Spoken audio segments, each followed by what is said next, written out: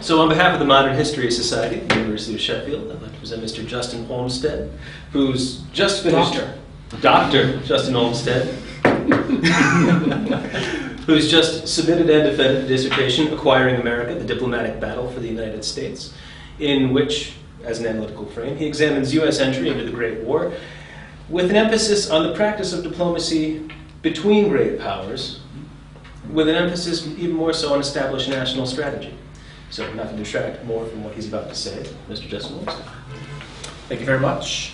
I don't want to complain about having it called a dissertation, but I was corrected multiple times, I believe, on Monday by my external examiner that it was a thesis because we are in England, so always our fun. I guess I need to start very much so then thanking my advisor, Timothy Baycroft, Dr. Timothy Baycroft, for his patience and his guidance and the direction that he gave me as we worked through my thesis, and for encouraging me to actually do this presentation only 2 days after my Viva. I'm not sure I could actually have said no to it, but I said yes. Also need to thank Dr. Andrew Heath for working with Mark and Brendan, and I know now that I'm forgetting other members of the Modern History group, but thank you guys all for working on a short time frame and getting me in this accommodations, as it were. I also need to make sure I thank Andrew again, because since he was my internal examiner, he saw fit to pass me. So I think there may be a pint in your future, as it were go. And then I don't want to leave out Dr. Daniel Scroop. He was my secondary, and he had a lot of input and thought and assistance that went into my thesis as well. So thanks to everybody involved. As Brendan went past you, my title, Acquiring America, the Diplomatic Battle for the United States, 1914 to 1917, would indicate that I intend to purely deal with the American period of neutrality during the First World War. And in fact, much of what I will be discussing does take part during this period. But it is not my intention this afternoon to rehearse the narrative of events. Rather, it is my intention to examine the origins of Britain and Germany's foreign policy concerning the United States. First World War diplomacy, I argue, is an extension of long-established British and German diplomatic policy towards the United States.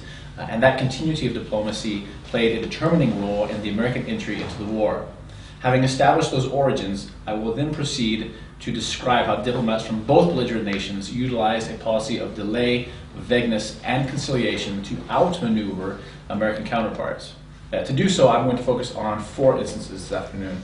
The first instance will be British Foreign Secretary Sir Edward Grey's diplomacy to change the focus of U.S. complaints about the blockade of Germany from one of international legality to a concern for American public opinion. The second instance examines the use of the submarine and German Chancellor Theobald von Bethmann-Hollweg's policy that would guide Germany through the issue of American resistance to unrestricted submarine warfare.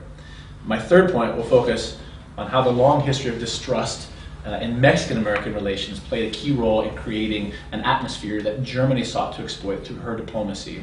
And then my final point will focus on how Foreign Minister Grey utilized the idea of peace as a diplomatic strategy. So to begin with, we need to have an understanding of what diplomacy really is.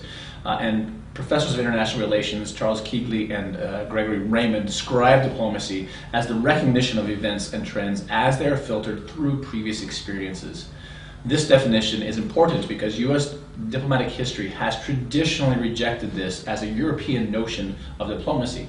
Instead, Americans, and by Americans I mean all Americans, not just politicians, not just diplomats, but Americans in the late 19th and early 20th centuries have viewed diplomacy as an evil that had to be dealt with. Therefore, each international event that led to a diplomatic crisis was seen as a single episode to solve and then move quickly away from as they could.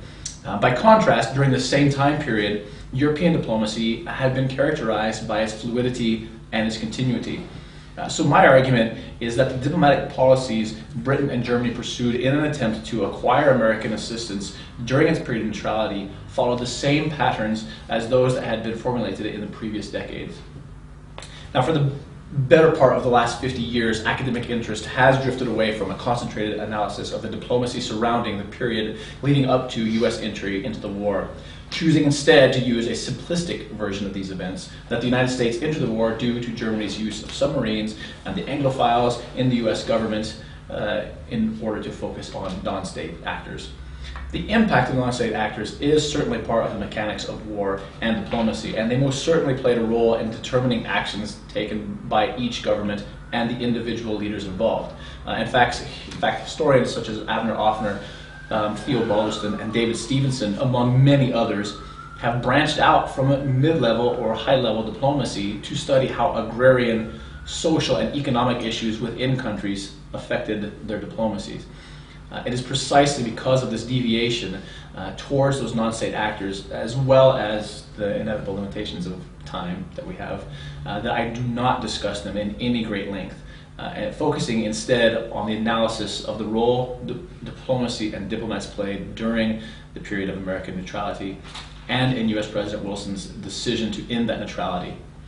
Inevitably, non-state actors did weigh in on the decisions of the politicians, but it is the decisions and the actions of individual diplomats that, in the final account, I argue, affected American policy.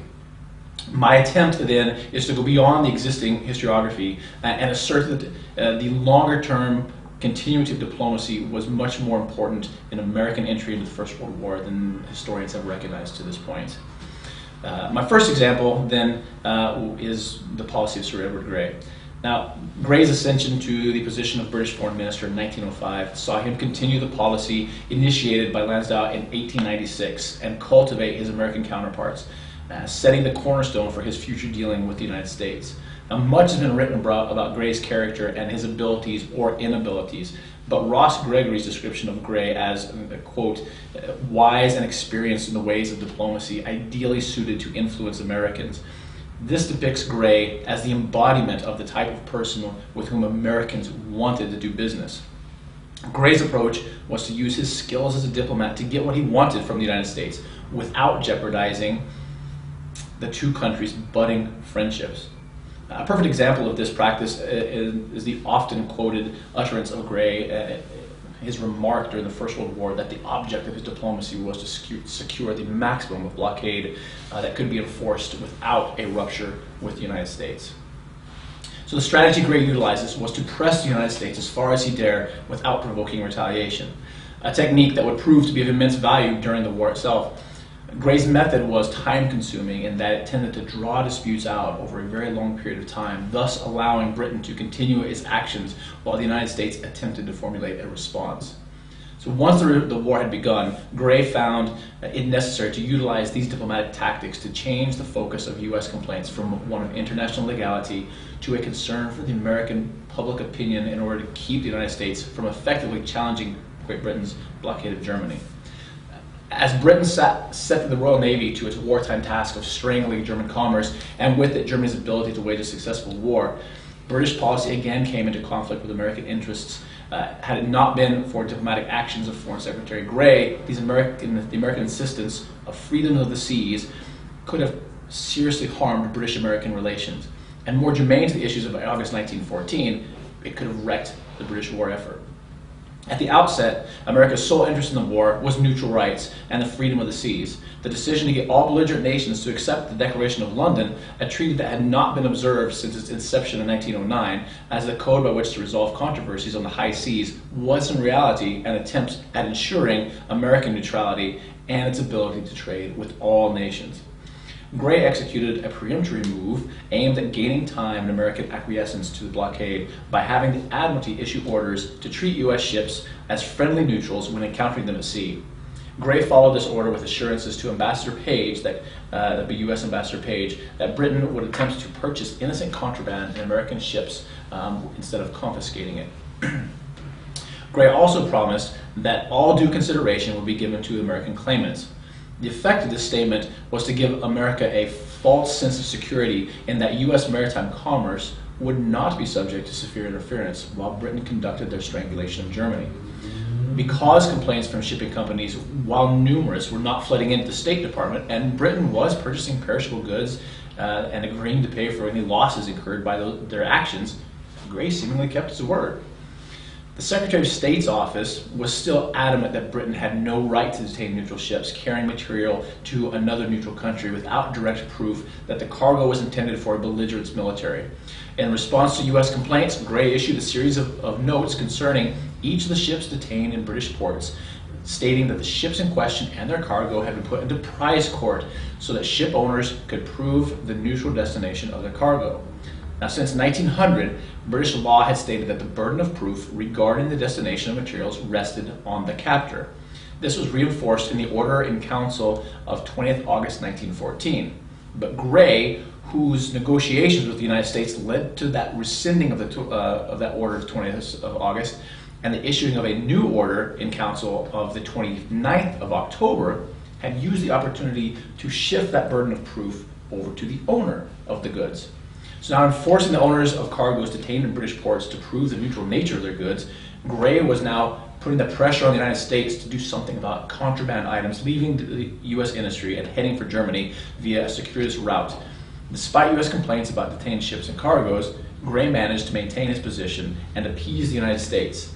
His ability to manage both of these feats is based on the knowledge that while there were 773 ships that had left U.S. ports at the beginning of the war to the 3rd of January 1915, only 8 had been put into prize court.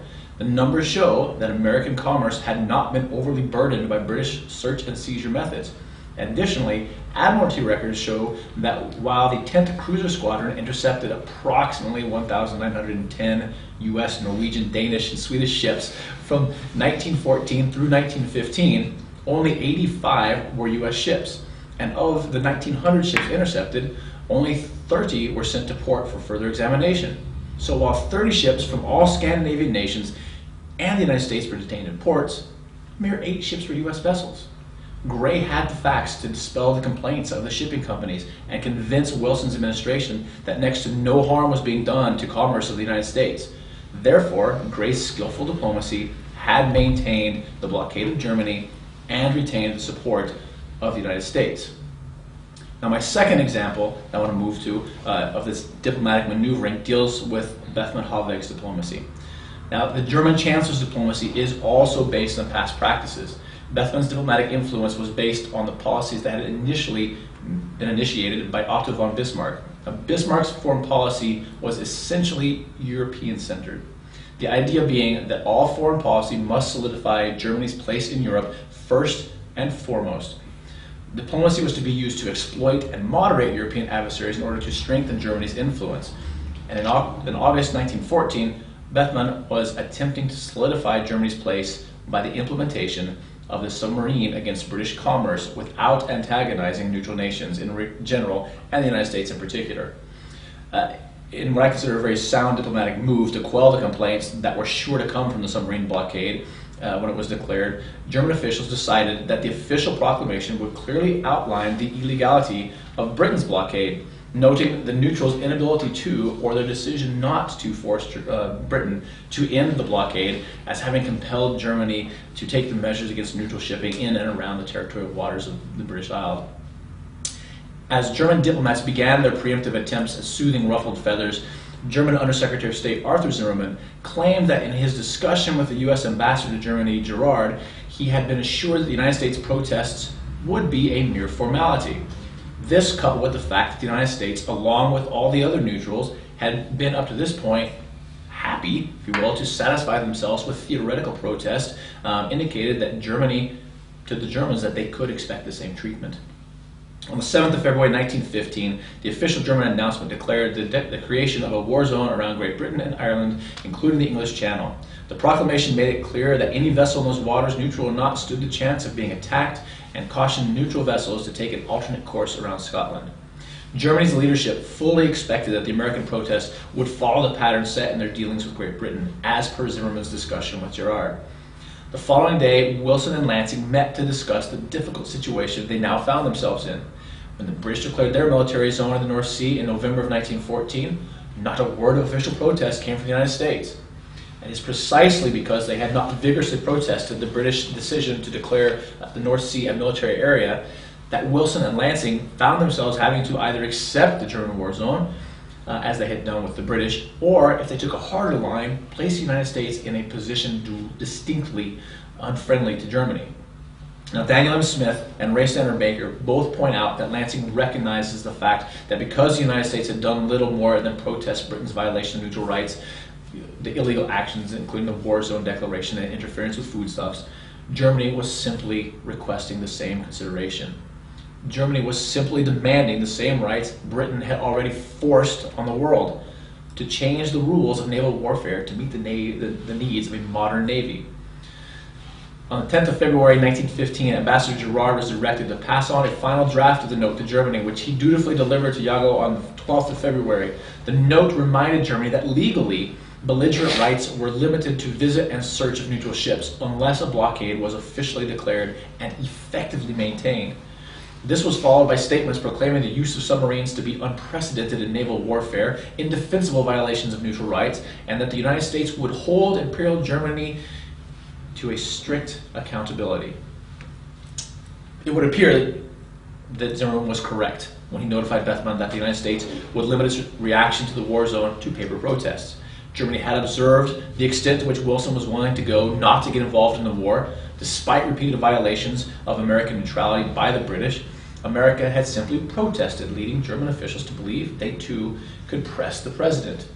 Yet this protest was simply due to the proclamation, not to actual submarine activity. So the question remained as to what the United States would do when submarines actually began sinking ships.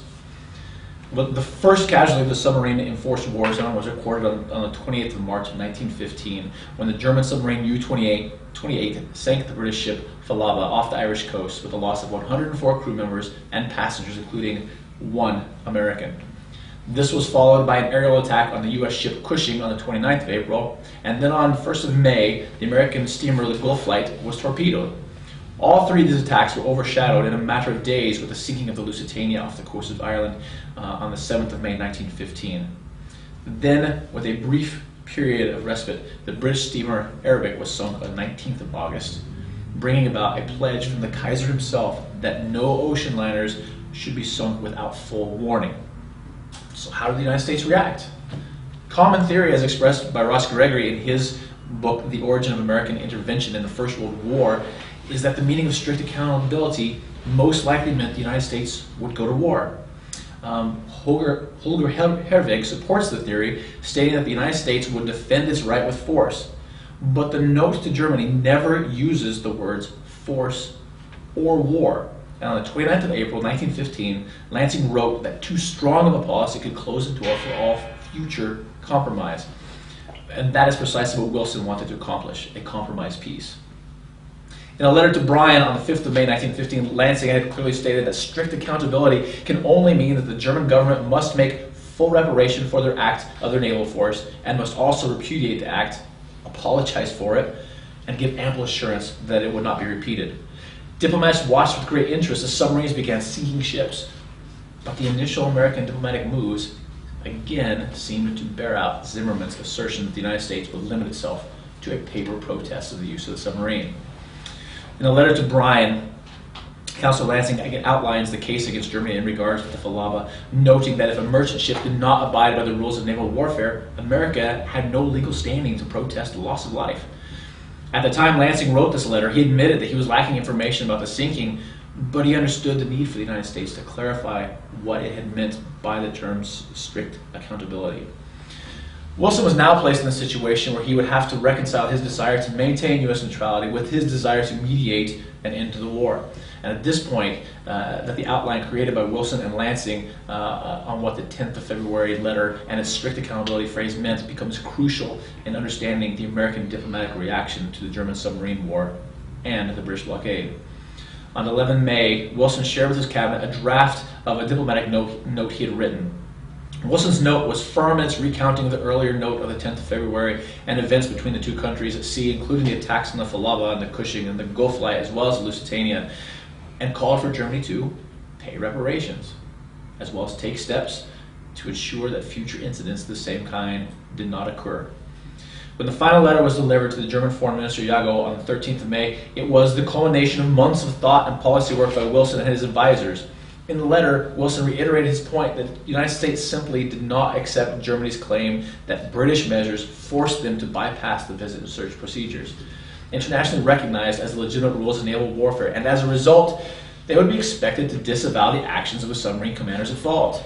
The note continued along the exact phrasing he had used in his earlier draft, calling for the payment of reparations and for the German government to take, again, actions necessary to ensure that this would not happen in the future.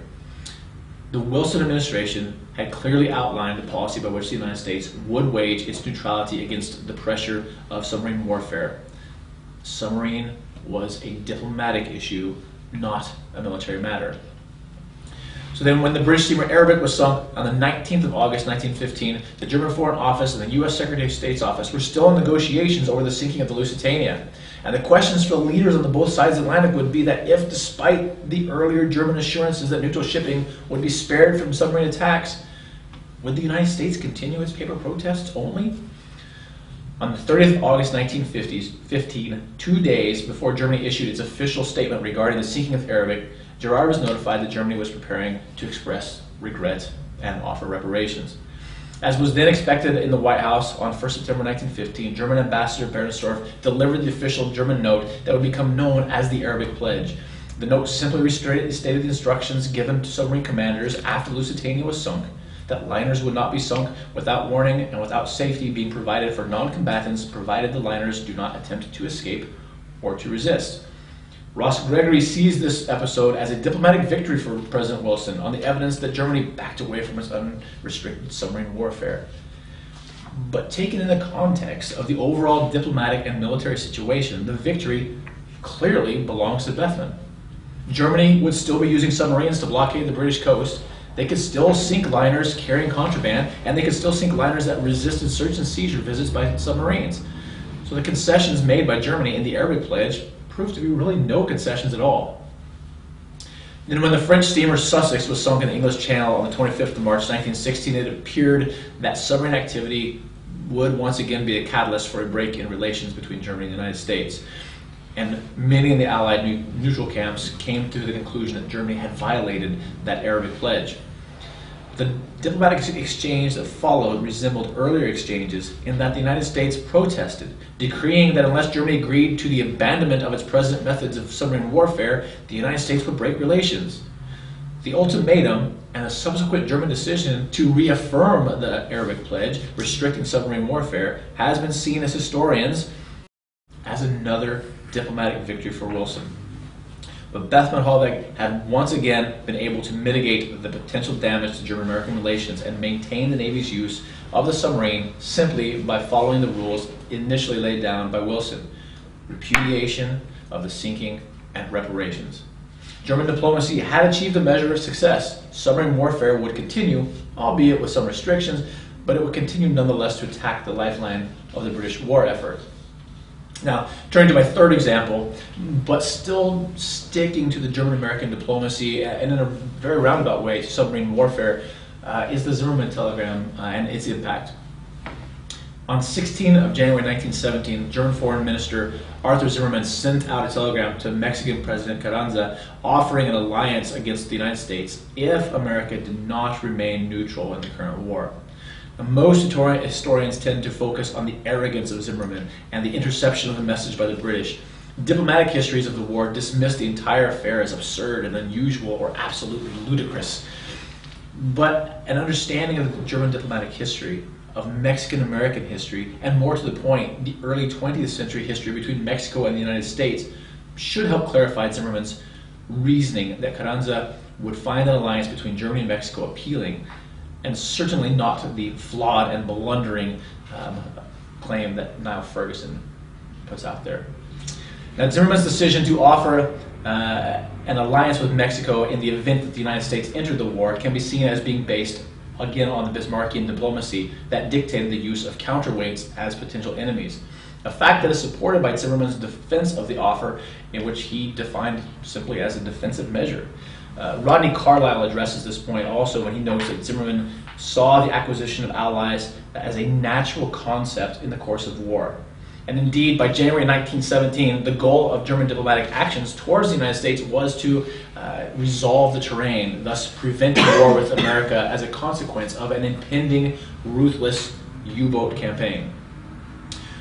Wilson's constant meddling in Mexican affairs, particularly his use of force in Veracruz and later Pershing's punitive expedition, led to a palpable rise of Mexican hostility towards the United States. The seizing of Veracruz was met with such strong repudiation from all corners of Mexican society that it surprised the Wilson administration and gave notice to the world that Mexico was not an American stooge. Wilson's excursions into Mexico fed the German belief that if the United States were to break neutrality entirely, Mexican anger towards its northern neighbor would make it a valuable ally, tying up American men, material, and money long enough for Germany to win the war outright, or at the very least to force the Entente to sue for peace on Germany's terms. The growing German belief that the submarine was the only weapon that could challenge British supremacy on the sea and guarantee victory led its leaders to gamble that anti-American feelings in Mexico could be translated into a counterweight and therefore the creation of an alliance based on Germany's long-held beliefs in diplomacy. Zimmermann's calculation that Mexico could distract the United States long enough for victory was not an absurd idea, but instead a well-thought-out diplomatic maneuver. The events in Mexico led inexorably to the fact that American actions in dealing with their southern neighbor clearly led to the German belief that Mexican hostility made the country a perfect counterweight should the United States enter the war on the side of the Entente. As damaging as it was to German-American relations, the disclosure of Germany's proposed alliance with Mexico was not seen by Zimmermann or Germany's leadership as an embarrassment, a view that's vindicated by the fact that it was not the straw that broke the camel's back. The reality of Zimmermann's proposed alliance against the United States, if they were to join the war, was that of diplomatic necessity. The near 70 years of animosity between Mexico and the United States, coupled with Mexican proposals for a war against America to regain lost territories, led the German Foreign Office to believe that Carranza's support was a safe bet. Add to the decision-making process that once the decision to wage unrestricted submarine warfare had been made and the date for its commencement set, Zimmermann was tasked with finding a way to prevent war with America.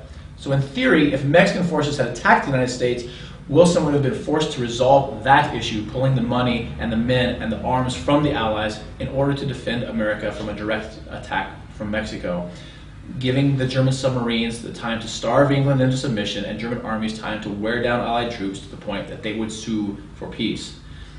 An alliance with Mexico as a means of keeping the United States from sending troops to Europe fit Bismarckian diplomacy, and then seemingly met the needs of the German military at that time. Moving on to my fourth and final example of belligerent diplomacy, setting the direction of American policy, is Sir Edward Grey's use of peace as a tool of diplomacy.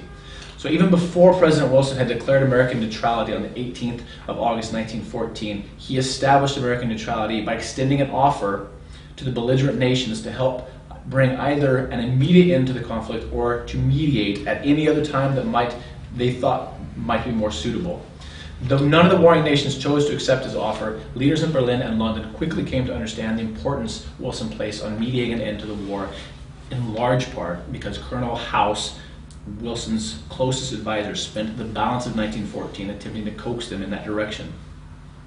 The British position on American peace initiatives was based on the diplomacy, again, of delay, conciliation, and vagueness. It was the distinct desire of the Foreign Office to keep peace plans at bay long enough for the United States to lose patience with Germany and go to war. Grey's fear of Germany led to his desire and the desire of almost all of Britain's leaders to, above all, defeat Germany. And with that intent, Grey could not sincerely entertain the possibility of peace before Germany no longer posed a threat to British interests. Now, German diplomacy also regarded American peace initiatives was not much different from that of Great Britain. The peace moves that came out of the German Foreign Office were also vague and conciliatory and employed delaying tactics as a means of stalling U.S. entry into the war in the belief that German military prowess could force that peace thoroughly on Germany's terms. And as noted earlier, a principal object of Germany's policy towards the United States was to prevent them from joining the Entente. This being the case, Bethmann would entertain the possibility of peace if that were sufficient to keep them out of the war. Despite hardships imposed by the British blockade and fighting on a multi-front war, Germany's leaders held fast to the belief that the German army could still emerge victorious. So by policy design, both Britain and Germany held out the hope of peace as a means to draw out the negotiations with the United States in order to exact a favorable military decision that would force the other side to sue for peace on the other's terms.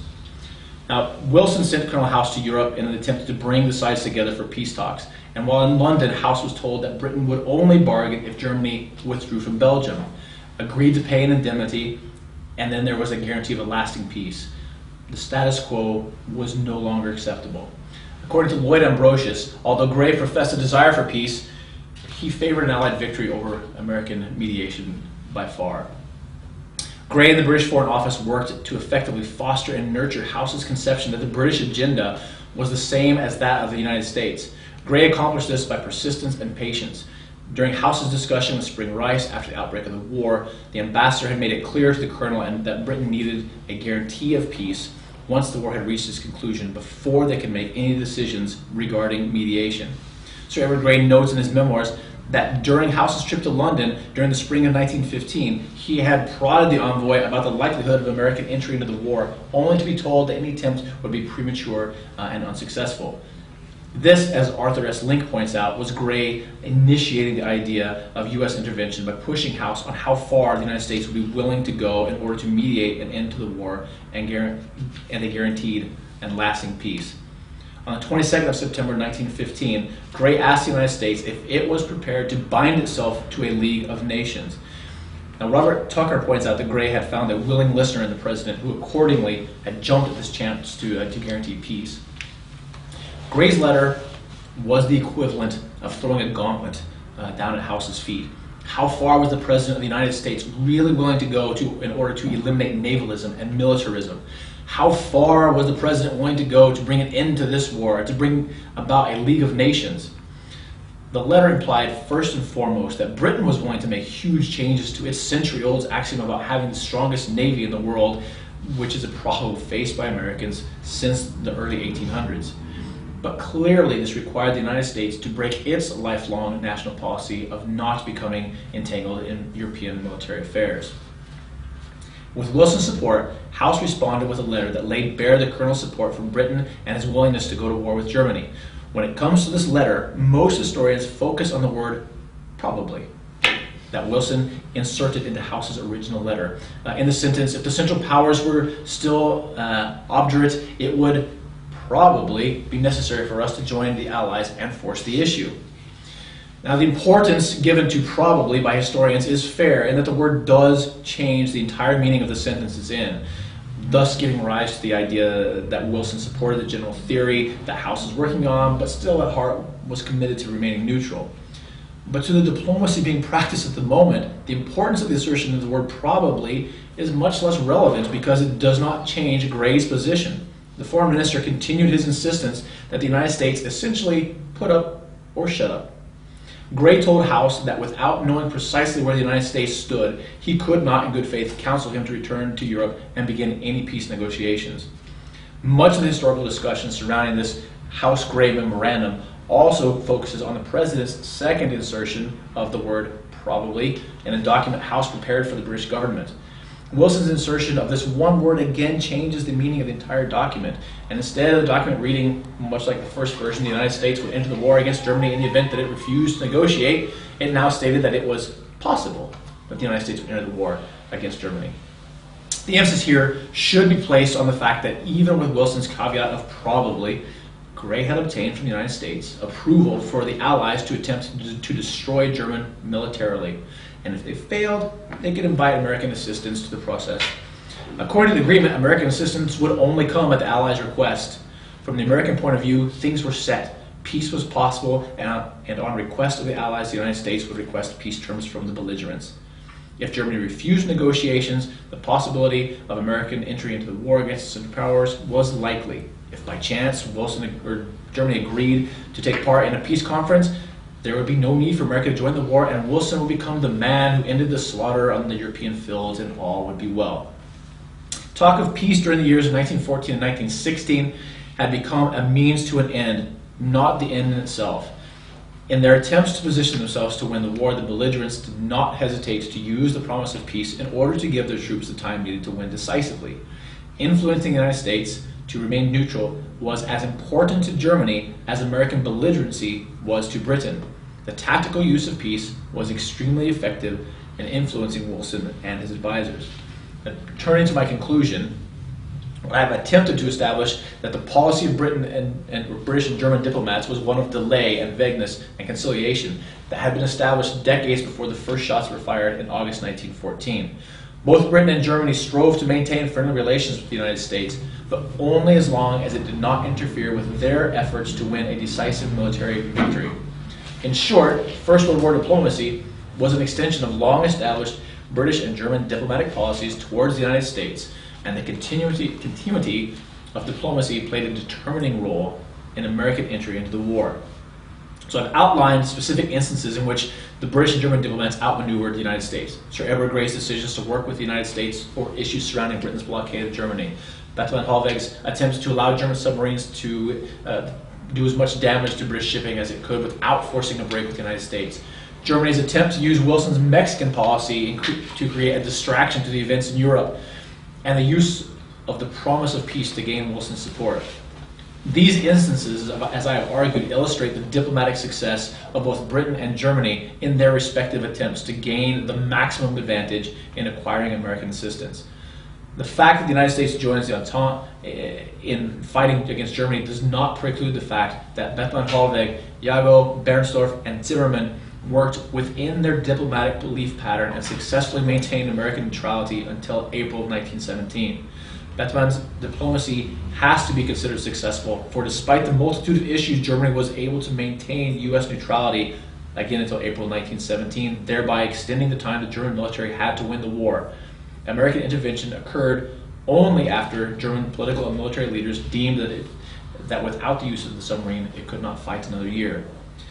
And through the same diplomatic actions of delay, vagueness, and conciliation, German and British diplomats worked tirelessly in an effort to acquire America's services. The services required were quite different in theory, with Britain needing to pull the United States into the war and Germany desiring to continue to keep America neutral. But in essence, they desired effectively the same thing, to utilize the United States for their own benefit. So in the end, it was a multitude of events that led to the American entry into the First World War, and the disclosure the German offer to Mexico, and the declaration of unrestricted submarine warfare, and the subsequent sinking of multiple U.S.-flagged ships around the British Isles, all do play a role in Wilson's decision to ask Congress for war. Nevertheless, Wilson and his policies and America were guided through the maze of events from August 1914 to April 1917 by belligerent diplomats, in particular those from Britain and Germany. Through skillful diplomacy, Germany was able to hold off U.S. entry for 2.5 turbulent years, but it was Britain's own skilled and ultimately more successful diplomacy that was to gain the benefits that would come with acquiring America.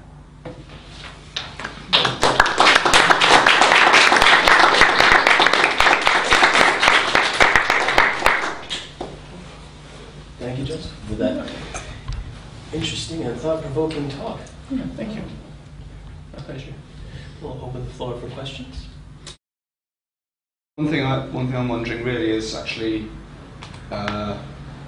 is there any way in which the kind of German diplomacy actually uses kind of American domestic politics to its own advantage in these kind of diplomatic negotiations? I'm thinking there's kind of, I mean, obviously the situations aren't completely analogous kind of with kind of international recognition, but with the American Civil War and debates over kind of neutral rights and blockades there. I mean, do the Germans try and use that to their advantage, or do they use kind of Irish politics in America? Do they try and mould that to their advantage? Kind of obviously with kind of certainly with Wilson's Democratic Party still has a large Irish American contingent at this point. I mean, it's not.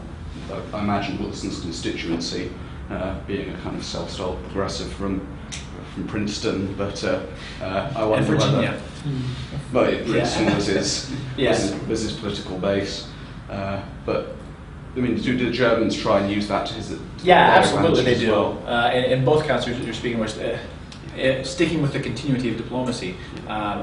Before the war, well before the war, the Kaiser had sent his brother to the United States to go on a tour and a speaking tour, and they had initiated these professorial exchanges, which in the respect is still going on today that they have. But they would bring Americans to Germany and send German professors to the United States to teach and try and convince people that that the Germans were not this horribly militaristic, group from Central Europe to be feared. And as far as the public is concerned, the problem they had, they tried to keep up with the British press. I mentioned some of this stuff about the British intercepting the Zimmerman telegram. What it comes down to is the fact that the British already had the foot in the door in the United States. It was the same language. Even though there had been all this animosity for years before, most Americans still looked to Britain as a light, if you will. And so every time Germany tried to put out a press release, if you will, in the States, they were having to defend themselves against whatever the British press had already shifted over into the United States press itself.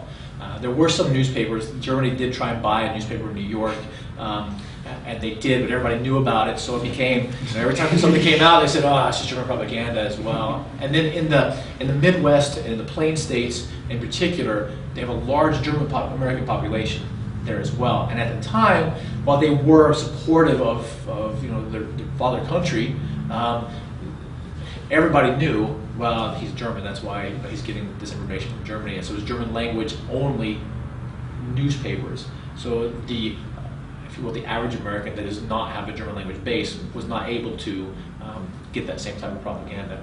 And obviously the Irish issue, the Germans leaned heavily on the Irish politicians in Washington, D.C., to try and convince the U.S. government to remain neutral, to convince the U.S. government to stop selling munitions to Great Britain and the Allies, and then of course the whole Irish uprising that's engineered by the German military. There is a base of that in the United States where they had some of the lower diplomats that were at naval attaches meeting with members of the Irish American community to try and funnel money and figure out how to make things happen in Ireland as well. That's interesting. Thank you. Hi, thanks a lot. I was wondering if you could elaborate a bit on the causes of friction between Britain and the US before the war.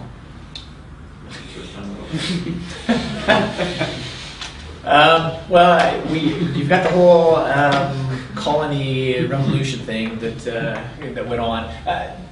A lot of it happened in the case which I think you're referring to. Deals with the freedom of the seas, and this was a huge issue for the United States. Britain had the Royal Navy that ruled the waves, and they were causing problems with the American merchant marine, if you will, and the Navy as well. The War of 1812, or the Anglo-American War, as it's sometimes called, as a result of some of those frictions. There were issues with Canada. I still find it interesting that for so long in American history, they always looked to Canada as we're going to turn them into another state. And now there's a definite difference of opinion on Canadians in the United States. But that was always a concern of friction with them as well. And then, of course, with the Monroe Doctrine, anytime anything happened anywhere in the Western Hemisphere, there were problems that happened. There was one, and I know I've talked about it before, in Venezuela, where the British and the Germans in particular had loaned the country money and were blockading the country in an attempt to force payment.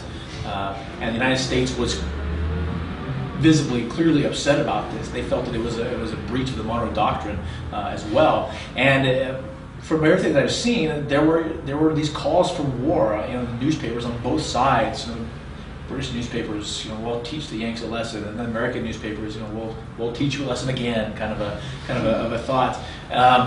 And if honestly, if it was not for the Kaiser and German diplomacy, that Euro-centered diplomacy of embroil our fellow Europeans in problems elsewhere to enhance ourselves, the Venezuelan crisis could have erupted into something bigger. But it essentially, Great Britain caught wind of the Kaiser's letter to the Boers in South Africa and said, okay, this is a larger problem to us than Venezuela, so we are going to shift and leave. Oddly enough, which is actually takes a step away, a little farther away from your question, actually, that it's a benefiting Great Britain. I think they did not even expect it to, because the Germans stayed and tried to force Venezuela to pay and ended up shelling Caracas.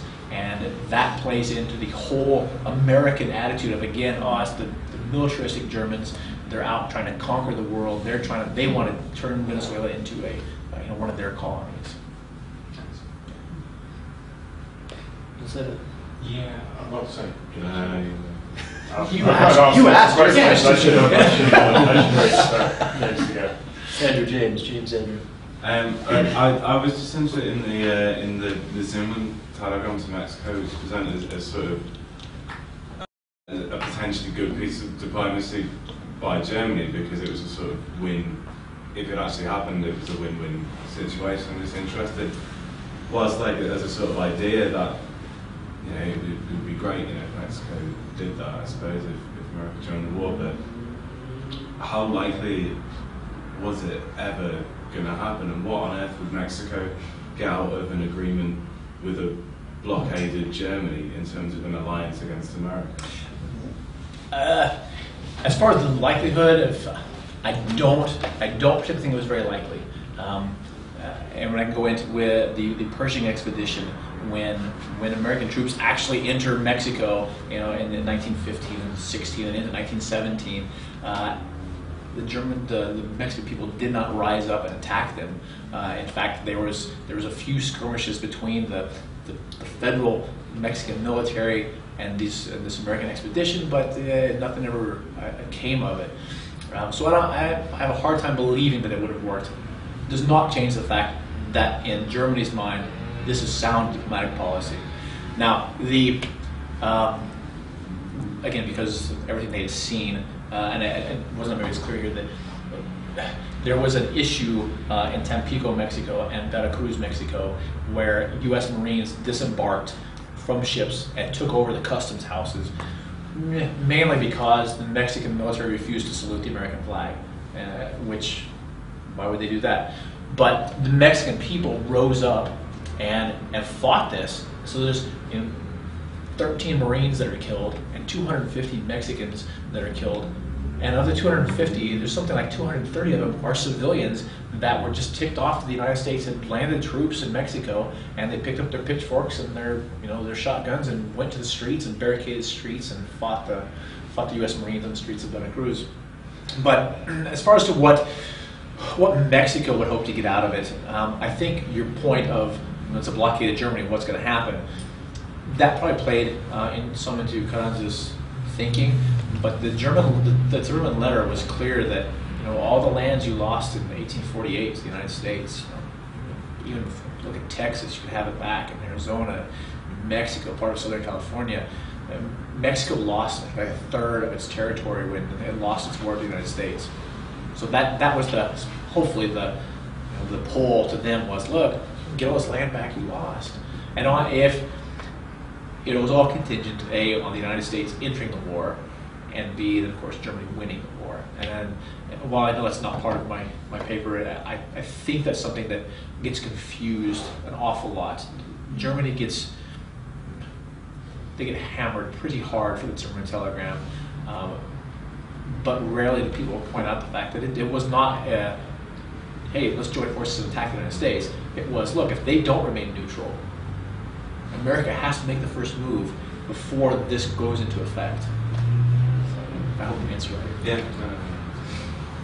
I think Andrew, one and thing then showing about the telegram is that it's not so much the ideas behind it that was stupid, but how easily it was intercepted. That was the Yes. in a way, I think the whole project is partly about the kind of communication channels. and the different ways that diplomacy is being conducted. But I'll ask something over that's different to anything I asked you the other day, and that's, I was thinking about like the Venezuelan example, the wonderful picture of the Royal Navy acting as a kind of giant bailiff going around the world, threatening to break countries' necks they don't pay up. But at this point, I think I'm right in saying that the US is heavily in debt to Britain. It's the First World War that changes the US from a kind of a debtor nation to a creditor nation with Europe, and that the US has been borrowing heavily to kind of finance economic development from the UK for already since the days of the early Republic. And I just wondered, to what extent that these kind of financial relationships, particularly with the City of London, play a part in constraining the choices of American statesmen or US statesmen. There is scholarship that talks about that directly. There's a line of thought that this was all a war about money. France had come over and convinced Bryan, Secretary of State Bryan, to allow bonds to be sold. And the thing was, Wilson had said, be neutral, thought as well as a deed, and he said that meant that money is the worst thing you could do is give them money, because that's worse than selling arms. And the decision was to go ahead and allow bonds to be sold through J.P. Morgan, which made J.P. Morgan the sole company in the United States that was trading with the British and the Russians and the French as far as giving them the money to then give back to the United States. So there is some thought that the United States was more worried about money than anything else. I really can't speak to how in debt the United States was going into that point. And was it funding the British war effort more? Than the German war effort? Yeah. Oh, absolutely. Yeah. The American government had said very clearly, if we're going to be neutral and we're going to sell, then we're going to sell to everybody. And so everybody said, okay, let's go buy. And the problem was, again, the British Navy ruled the waves. And so when having blockaded Germany, anytime an American ship, a neutral ship carrying supplies got there, it was, considered contraband and impounded and so forth. And so the Germans never got it. And the Germans complained vehemently that this was not neutrality. Neutrality would be allowing this stuff, forcing the British to back down and allow this stuff to get through to Germany itself. But Britain by far got the bulk of the money and so forth. And that one of the some of the other thoughts on it are that the United States had to side with Great Britain in order to safeguard its investments. Any question?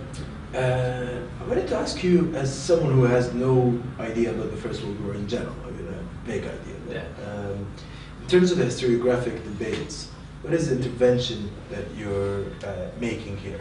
Like, is it that basically, is the previous historiography concerned with Wilson? Does it portray him as being the mover of events, and you're saying that Germany is the one that is actually calling the shots, and that is outplaying him, or how?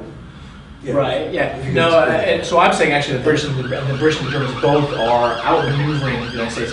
Current historiography does make is generally following the line of thought that Wilson had this idea, this moralistic idea that he was going to push, and that's the direction he wanted to go with things.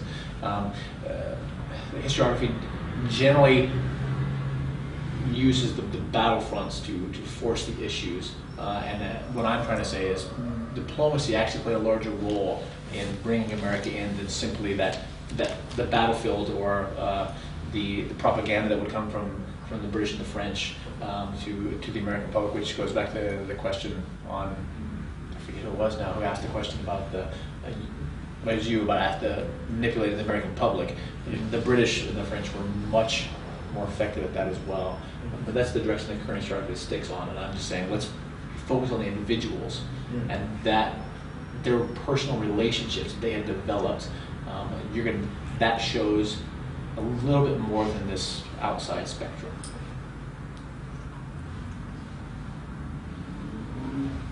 Again, I'm with Abdul. I have very, very little knowledge of the First World War. But I was wondering, at the beginning you were talking about the sort of different interpretations of the practices of diplomacy and what that actively meant. And I was just wondering, did the American interpretation change as they entered the war? Or, is it still the same now? Or did it change at all? I think that when they entered the war, it was still very much we don't like diplomacy. That's why Gray was so effective, because Gray was very much, again, he would come and dispense with everything and sit down and just chat with whomever he was dealing with. And I think that that really appealed to them. Wilson, he understood diplomacy. I mean, he wrote a book on it when he was an undergraduate. So he knew his stuff a little bit. Not to put pressure on anybody. But it's all the guys that he was working with. I mean, in America still today, so much of the diplomatic corps is a political appointee. And so I think in one respect, yeah, we're still doing the same thing. I don't think that the United States is scurrying from one crisis to the other without some grander plan for the most part, although I do think that today, I've wondered quite often about that. But at the time, I think that it was still very much these political appointees are going to go out, they're going to kind of do what they have to do just to get us through this period, and then we'll move on. Because again, it was the First World War was a crisis filled with lots of other little crises for the United States. I have a question. Okay. I'm wondering what links there are, especially inside Germany, between what I'm certain on the German side is an appreciation of decreasing American patience for escalating submarine warfare, and then this necessity of winning the war so that the wars result on German terms. So, in the sense that in the submarine war there's a transgression, Americans say, halt submarine warfare. There's a second transgression, exceed war demands will break diplomatic relations. What are the linkages between the prolongation on the diplomatic front of this submarine war and, say, grand strategy is considered by, say, Falkenhayn, and then after him, Hindenburg and Ludendorff and the Third Supreme Command? Okay. Originally, Bethmann-Hollweg was not a fan of submarine warfare. He really saw it as a problem with the neutrals in general, and of course the United States in particular. And he actually got Falkenhayn to side with him. And so when they went to the Kaiser, Bethmann-Hollweg could stand there and say, no, submarine warfare is going to cause us problems. And Falkenhayn would say, yeah, I agree. I think that we should hold off on unrestricted submarine warfare until the land issue is really taken care of. Because if the United States comes in, or any other neutrals come in, it could cause us some problems. Eventually, shortly before whether it's dismissal or removal is the best way to place it, but shortly before that, he changed his tune. And that's actually when Bethmann turned to Tirpitz at the time. And Tirpitz, of course, he was not head of the German Navy. That was a guy named Pohl, but Tirpitz was kind of an equal in there in the German Navy. They tried to talk to him because Tirpitz originally, again, was opposed to submarine warfare as things went on. And without going into great detail on that, when Ludendorff and Hindenburg get in there, that was one of their problems with Bethmann, was that Bethmann was against the submarine warfare originally. He still said we have to take care of other issues, and they saw it as a means to strangle Britain. Britain being by far the country they feared the most at that point. They felt they were the ones that were being the most obstinate, they were not going to give in, where they thought that they could force the Russians and the French. If the British would back down, so would everybody else. Okay, and that's where the resolve the terrain comment that I made comes in, because when Hindenburg and Ludendorff convinced the Kaiser that we really need this submarine warfare to win the war as part of our grand strategy, they tell the diplomatic corps that you resolve that terrain. You make it so the United States will not enter the war, and hence some of the work towards peace to keep the United States dragging out, thinking about peace, even while the submarines start working. Hence the Zimmermann telegram, so that if there's an issue, we've resolved the terrain. I think it's interesting that doesn't seem to be a sort of communication between Beck von Holweg and the Third Supreme Command. Something along the lines of, well, we can't keep holding them off forever. They actually, the Third Supreme Command got fed up with him. So when Beth von Holweg gets removed from office, they do so because Zimmerman is clearly, he says, yeah, I've got it taken care of. You can have your submarine war, nothing else will happen. And Zimmerman then gets elevated to that role. If the return from restricted submarine warfare is such a big issue as you acknowledge, then doesn't that suggest that the Arabic pledge? Say it again? That the Arabic pledge that you're downplaying in a way really does matter. I mean, it is hurting the German war effort, right? No, actually that doesn't, because when the Arabic Pledge was made, and all the Arabic Pledge says is, I'm going to follow cruiser warfare rules, and everybody always kind of snickers when they realize there's rules to war, particularly naval war, and the cruiser warfare rules said you have to stop and then search, and then you can seize ships. And then, as we talked about on Monday, if you can't seize the ship and get it to port, you're allowed to sink it as long as you provide for the safety of the crew, okay? And so the Arabic Pledge allows everything to happen anyway. It's just that the Germans said, okay, we won't just sink indiscriminately. We'll stop and check everything. And the German naval records show that all of their submarine commanders were coming back and saying, we're actually having more success following the rules than we are breaking the rules.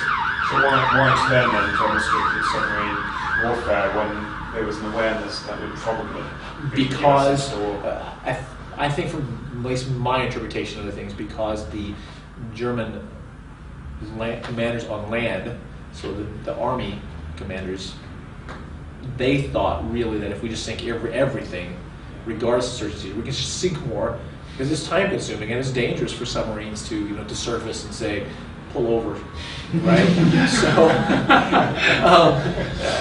And so they thought if you just sink everything and you're done. And note the German submarines at this time period, and I'm not a naval historian, obviously, but the German submarines, they had one in the middle of the war that finally had the ability to sail from Kiel in Germany to the United States underwater the whole time. Otherwise, they had to surface quite often. And we noted, that the British had broken the German diplomatic code. They'd broken the German naval code as well.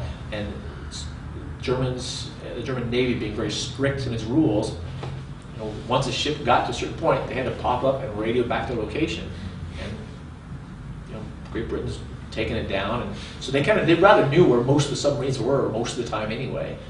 But in the German mind, not being I would have to say arrogant, that no one could break our code. They really thought that if you're just underwater and you shoot all your torpedoes and you come back and get more, we're going to have more success.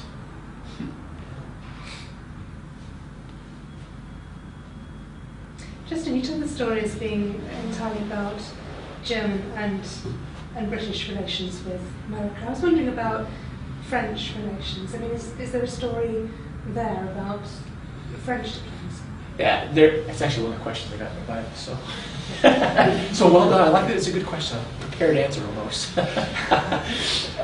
There is, to an extent, the French and the Russians did early on indicate that they would defer to Great Britain on issues with the United States. Great Britain and the masters of propaganda understood also that even though they've had this kind of detente with the United States since 1898 or so, France was still the country America loved in the world, and so they tried to utilize that in the United States. And there was an instance that there was an American ship that was detained, and Lansing and the State Department were preparing to protest it, and the American ambassador in London, a guy named Page, who I think I mentioned earlier, was just almost treasonous with the way he did things. He went into Sir Edward Grey's office and said, "Look, I'm supposed to come in and protest that you're seizing of the ship." He said, "But what if we change things?" And so they sat down and wrote out a letter that responded to the page that took back and said, oh, look, it wasn't the British at all, it was the French that stopped the ship. And America went, no, well then, okay, it's fine. But at the same time, at the same time, House, on these trips that he made to Europe, I mean, it wasn't clearly not just to Great Britain. I would say I shortened that down for our time. And he made his way between Berlin and London quite often. And rarely did he actually stop in Paris, other than just to pass through, because Britain was the default #1, and Germany was the default #1, if you will, of the two alliances. There is an episode where Grey and the British diplomats kind of delay House's. He came to London, and he was going to make his way to Berlin, and they kept delaying him until they had things set up. So when he makes his way into Paris, or on his way there, they have him, essentially things get slowed down for him. So he doesn't get to stay at the hotel he wants to stay in Paris, but instead he stays with a hotel that's housing wounded British troops there in France. So he gets to see the stuff up front, if you will. And that really changes, in some respects, his view of the war in Germany. And then, of course, when he talks, as House inevitably did, when he talked to any of the any of the French diplomats, they then dutifully relayed that to the British, ambassador, and then that gets dutifully relayed back to Grey. So when House comes back, Grey's kind of set up for him. But as far as any real direct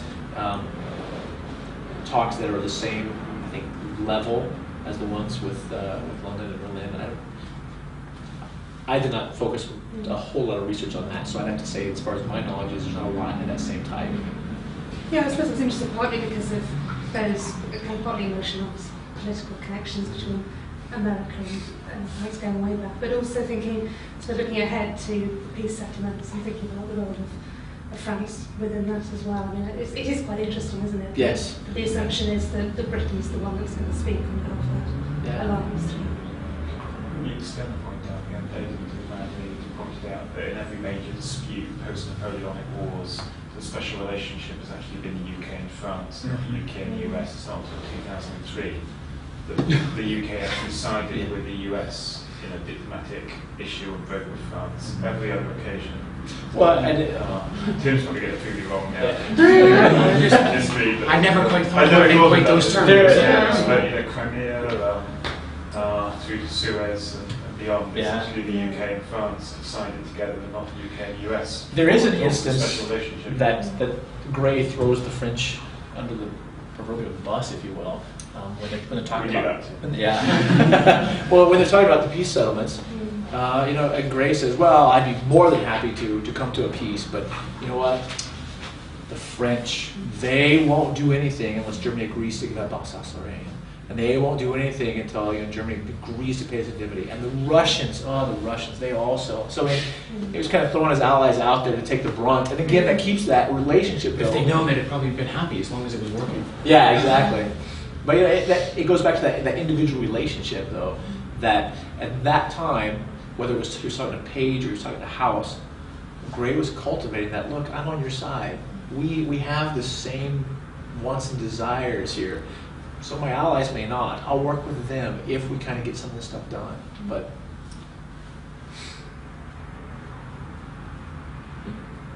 any more questions? Thank you again, Justin. My pleasure. Thank you.